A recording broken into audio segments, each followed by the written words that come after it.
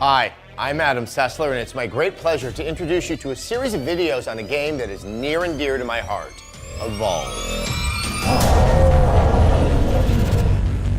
It's an asymmetric multiplayer game that pits 4 hunters of very distinct classes up against one monster that only gets bigger through the course of the match. And it may sound simple and elegant in concept, but turning it into a reality, that's a whole different story. It's a game that needs to be balanced, but the fundamentals of the game are imbalanced. I had the opportunity to sit down with the people at Turtle Rock Studios to get a better sense of what it means to build something like Evolve, something that you'll all get to experience with the Big Alpha.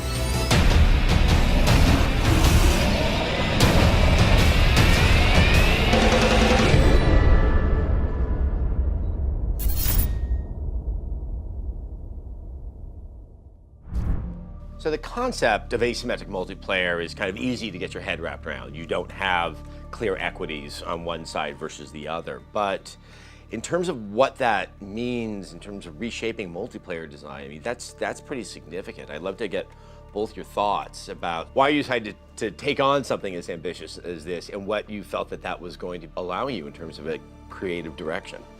I think early on we didn't think about that really. We just thought about it would be great to be 4 hunters tracking this huge monster, and it would be great to be this big monster, right, fighting against these guys. So, you know, we didn't really think about sort of all the technical challenges and all the balance challenges and stuff like that. We just sort of wanted those 2 experiences, right? And it just so happened that it's kind of in the same game. There is something that is innately appealing about sort of not looking, I guess, at the other side and seeing kind of a reflection of myself, seeing something entirely different. I don't even know if I can put my finger on what's so appealing and exciting about that. 4 guys up against a giant monster, right? The 4 guys, you know, if you're on that team, you feel like the underdog, right? And then as the monster, yes, you're a big, powerful guy, but you're going up against 4 humans, right? So there's that aspect of, you know, you're also kind of the underdog from a different perspective. Nobody knows, and you can never map out all the ways in which these 2 things are going to be different, right? When it's very symmetrical and we know that we've got a medic on our team and they've got a medic on their team, we know how that can play out, right? But the fact that the monster is nothing like the hunters, you never know sort of moment to moment how those differences are going to work themselves out sort of as a problem. Yes, success doesn't seem to beget more success.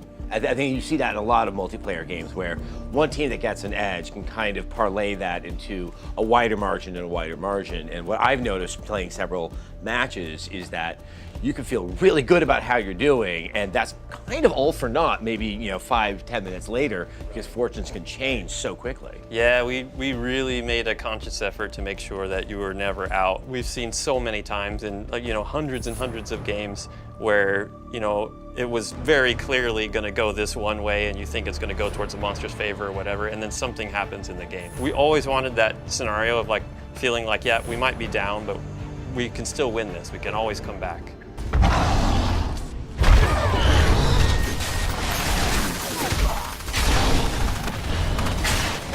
Playing around with the idea of asymmetry, you know, yes, as we've established, you know, you don't have that sense of equity on both sides of the competitive equation, but in addition, you look at Kraken, you look at Goliath, there's not really much parity between those 2 as well. And then you start to add in, you know, the various hunters that are in the various classes, and then the options of the perks that you pick, both for your monster and your hunters.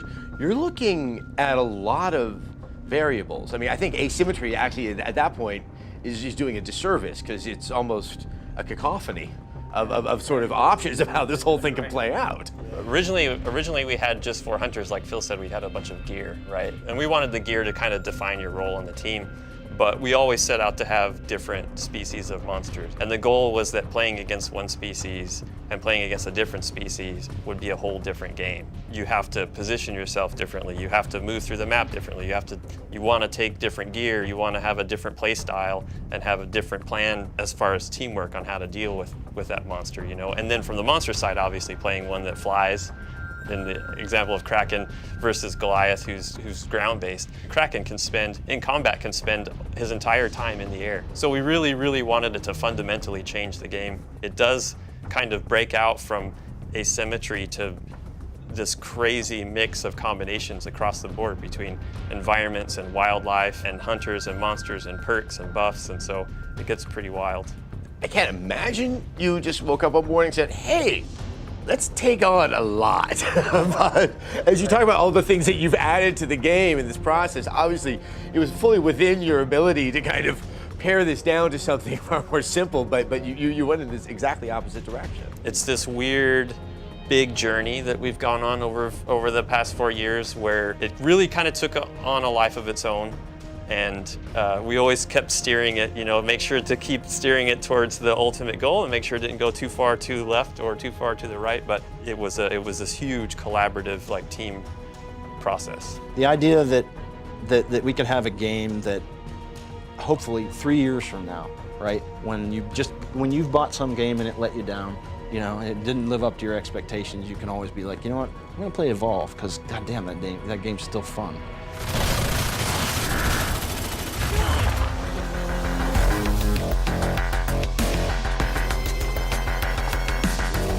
All these years of work going after an unconventional take on multiplayer design is about to be put to the test when thousands of players get in on the big alpha.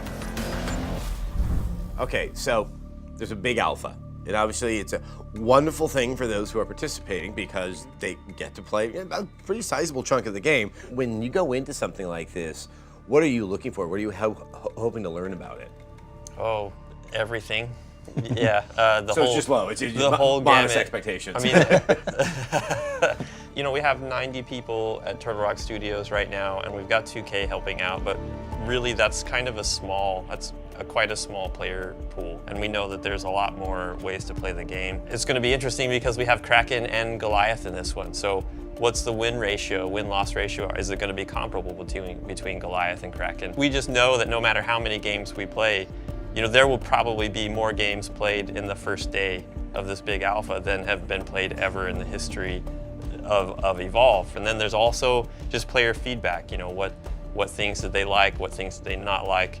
It's interesting to see, actually essential to see that when you get 100,000 people playing it, do the telemetry numbers stay consistent with what we're seeing? And we know we're not going to get it all right. We know that we're going to come out of this with a lot of notes and needing to make a lot of adjustments. Let's go through some of the stuff that is available so that people sort of know what to try out and to try out enough of a variety that you guys can actually get the data. As you said, both Goliath and Kraken are available. Is that just something where the player can just jump in and say, okay, I'm going to play Goliath or I'm going to play Kraken? How are they going to be able to select or going to have the opportunity to play the monster? What we're going to be doing is really simulating as well as we can right now the release of the game. So, we always knew that Kraken flying around is a little bit more challenging than running around on the ground. We felt like we didn't want people to try to learn Kraken and learn how to be a monster at the same time. Goliath is the one who's more straightforward. He does all the monstery things you'd expect, but he's a lot of brute force, and that fits really well with your first experience, your first go as a monster player. So you'll have to play Goliath first, and you'll have to successfully use the different abilities. It's like your mom saying, you have to, I know maybe you don't like peas, you gotta try it first. Try everything on your plate at least before you move on to the next character. I will say, Goliath, far tastier than peas. I can say that with a fair amount of confidence. I like peas. What are some sort of key pieces of advice for maybe those first 2 or 3 matches when people are definitely still babes in the woods? Yeah, generally the bigger something is, the scarier, the more powerful it is. So make sure it's a monster before you shoot it. You want to kind of stay together. I mean, if a guy runs off by himself and trips and falls into a mega mouth, if his buddies aren't there, obviously, that he's going to get swallowed whole. And something that I think that people don't, it takes people a while to figure out is that initially they're just following the tracks, but you have to realize that the monster moves more quickly than you do, right? So if you're exactly following those tracks, you'll never catch up. You'll never catch up. And so what you have to start doing is kind of anticipating and shortcutting and figuring out he's going this direction, so I'm going to go this direction, and we're going to try to head him off at the pass. How does it feel to kind of do a preview introduction of this baby that you've been working on for so long? I mean, obviously there's some wonderful information to get, but You know, it must be sort of a complex moment for you guys.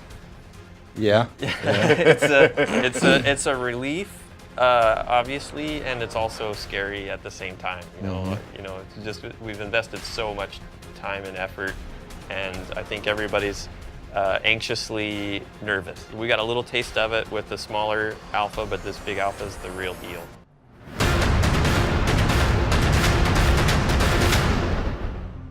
Our first version of Goliath was actually called Scorpion, and it was more like a giant crab. And so we had like these, you had these big claws on the side of the screen, and Looked kind of dopey. and they looked pretty bad. When you started, did you foresee what it is now? The game has changed so much. The overall idea is what we all thought it would be, but the details were not. It was just us playing this fundamentally good idea and then building on that and making it cooler and cooler.